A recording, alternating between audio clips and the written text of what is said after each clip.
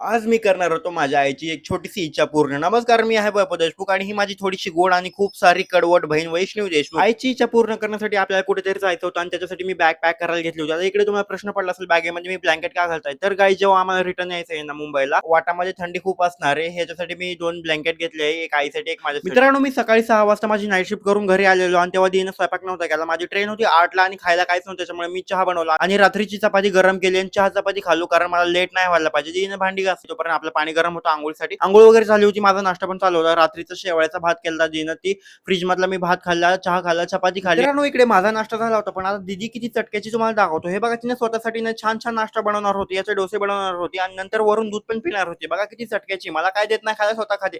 आता इकडे माझा नाश्ता वगैरे झाला होता. कपडे वगैरे छान छान घातले होते मी. पाणी पिऊन आता शिमची दीदी आणखीन पण पारुशीत होती. त्याच्यासाठी मीच जाता जाता देवपूजा केली आणि स्वामींचा आशीर्वाद घेतला कारण तिला लेट होणार होता. मित्रांनो, सॉरी, मी तुम्हाला आणखीन सांगितलं नाही की मी कुठे जात आहे. तर मी जात आहे पुण्याला आणि माझ्यासोबत आता दीदी येत नाही. प्रवास थोडासा बोरिंग होणार होता, पण ठीक आहे, काय हरकत. जाता जाता स्वामींना बाय केलं ना, अवघ्या 3 तासामध्ये आपण पोहोचलो होतो पुण्याला. पुण्यामध्ये मी चिंचवड स्टेशनला उतरलो होतो कारण आपल्याला तिकडे जायचं होतं, तिकडंच काम होतं. चिंचवड स्टेशनला उतरून आपल्याला आता घ्यायचं होतं सुट्टं कारण 500चं सुट्टं नव्हतं ना, आपल्याला बसनं जायचं होतं.